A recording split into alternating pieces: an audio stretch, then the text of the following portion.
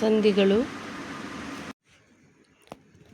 ಎರಡು ಅಕ್ಷರಗಳು ಕಾಲ ವಿಳಂಬವಿಲ್ಲದೆ ಅರ್ಥಕ್ಕನುಗುಣವಾಗಿ ಬಂದು ಸೇರುವುದನ್ನು ಸಂಧಿ ಎಂದು ಕರೆಯುತ್ತೇವೆ. ಸಂಧಿಗಳಲ್ಲಿ ಮುಖ್ಯವಾಗಿ ಎರಡು ವಿಧಗಳಿವೆ: ಸ್ವರ ಸಂಧಿಗಳು, ಎರಡು ವ್ಯಂಜನ ಸಂಧಿಗಳು. ಭಾಷೆಗೆ ಅನುಗುಣವಾಗಿ ಸಂಧಿಗಳಲ್ಲಿ ಮತ್ತೆ ಎರಡು ವಿಧಗಳಿವೆ: ಕನ್ನಡ ಸಂಧಿಗಳು, ಎರಡು ಸಂಸ್ಕೃತ ಸಂಧಿಗಳು. ಹಾಗೆಯೇ ಕನ್ನಡ ಸಂಧಿಗಳಲ್ಲಿ ಮತ್ತೆ ಎರಡು ವಿಧಗಳು: ಕನ್ನಡ ಸ್ವರ ಸಂಧಿಗಳು, ಕನ್ನಡ ವ್ಯಂಜನ ಸಂಧಿ. ಸಂಸ್ಕೃತ ಸಂಧಿಗಳಲ್ಲಿ ಎರಡು ವಿಧಗಳಿವೆ: ಸಂಸ್ಕೃತ ಸ್ವರ ಸಂಧಿಗಳು, ಸಂಸ್ಕೃತ ವ್ಯಂಜನ ಸಂಧಿಗಳು. ಹಾಗೆಯೇ ಸಂಧಿಯ ಲಕ್ಷಣಗಳು: ಸಂಧಿಗಳಲ್ಲಿ ಪೂರ್ವಪದ ಮತ್ತು ಉತ್ತರ ಪದಗಳಿರುತ್ತವೆ. ಸಂಧಿಪದ ಬಿಡಿಸಿ ಬರೆಯುವುದಕ್ಕೆ ವಿಗ್ರಹವಾಕ್ಯ ಎನ್ನುವರು. ಸಂಧಿ ಕ್ರಿಯೆಯು ಪೂರ್ವಪದದ ಕೊನೆ ಅಥವಾ ಉತ್ತರ ಪದದ ಆದಿಯಲ್ಲಿ ನಡೆಯುತ್ತದೆ. ಹೀಗೆ ಸಂಧಿ ಕ್ರಿಯೆ ನಡೆಯುವಾಗ ಒಂದು ಅಕ್ಷರ ಲೋಪವಾಗಬಹುದು, ಆಗಮವಾಗಬಹುದು, ಆದೇಶವಾಗಿಯಾದರೂ ಬರಬಹುದು. ಇದನ್ನೇ ಸಂಧಿ ಕ್ರಿಯೆ ಎಂದು ಹೇಳುತ್ತಾರೆ. ಮೊದಲನೆಯದಾಗಿ ಲೋಪಸಂಧಿ. ಲೋಪಸಂಧಿ ಎಂದರೆ ಸಂಧಿ ಕ್ರಿಯೆ ಆಗುವಾಗ ಸ್ವರದ ಮುಂದೆ ಸ್ವರ ಬಂದು ಪೂರ್ವಪದದ ಕೊನೆಯಲ್ಲಿರುವ ಸ್ವರವು ಲೋಪವಾದರೆ ಅದನ್ನು ಲೋಪಸಂಧಿ ಎಂದು ಕರೆಯುತ್ತಾರೆ. ಉದಾಹರಣೆಗೆ, ಊರು ಪ್ಲಸ್ ಊರು ಊರೂರು. ಬಲ್ಲೆನು ಪ್ಲಸ್ ಎಂದು ಬಲ್ಲೆನೆಂದು. ಮಾತು ಪ್ಲಸ್ ಅಂತು ಮಾತಂತು. ಸಂಪನ್ನರು ಪ್ಲಸ್ ಆದ ಸಂಪನ್ನರಾದ. ತಕ್ಕ ಪ್ಲಸ್ ಅನಿತು ತಕ್ಕನಿತು. ತಿಂಗಳಿನ ಪ್ಲಸ್ ಊರು ತಿಂಗಳಿನೂರು.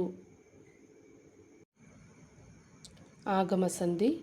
ಸ್ವರದ ಮುಂದೆ ಸ್ವರ ಬಂದು ಸಂಧಿಯಾಗುವಾಗ ಯಕಾರ ಅಥವಾ ವಕಾರವು ಈ ಸ್ವರಗಳ ಮಧ್ಯೆ ಹೊಸದಾಗಿ ಸೇರಿದರೆ ಅದು ಆಗಮ ಸಂಧಿ ಎನಿಸುವುದು. ಉದಾಹರಣೆಗೆ, ಪುಸ್ತಕ ಪ್ಲಸ್ ಅನ್ನು ಪುಸ್ತಕವನ್ನು. ಕೈ ಪ್ಲಸ್ ಅನ್ನು ಕೈಯನ್ನು. ಮರ ಪ್ಲಸ್ ಅನ್ನು ಮರವನ್ನು.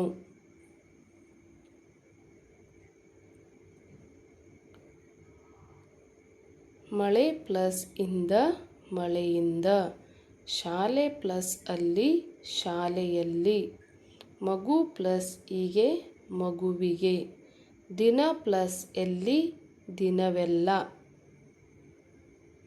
ಪೂರ್ತಿ ಪ್ಲಸ್ ಆಗು ಪೂರ್ತಿಯಾಗು. ಹಳ್ಳ ಪ್ಲಸ್ ಒಂದು ಹಳ್ಳವೊಂದು.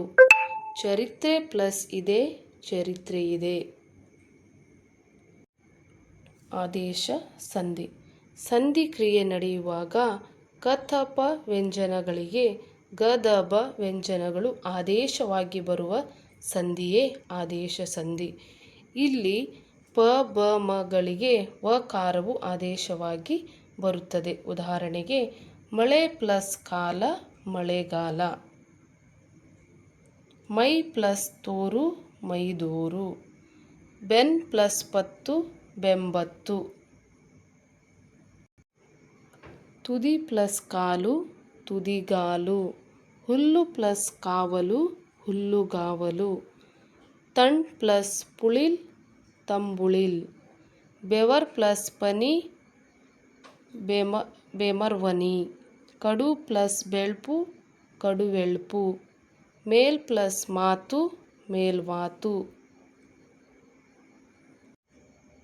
ಕೆನೆ ಪ್ಲಸ್ ಪಾಲ್ ಕೆನೆವಾಲ್.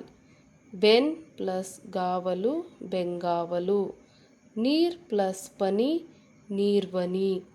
ಹುಲಿ ಪ್ಲಸ್ ತೊಗಲು ಹುಲಿದೊಗಲು.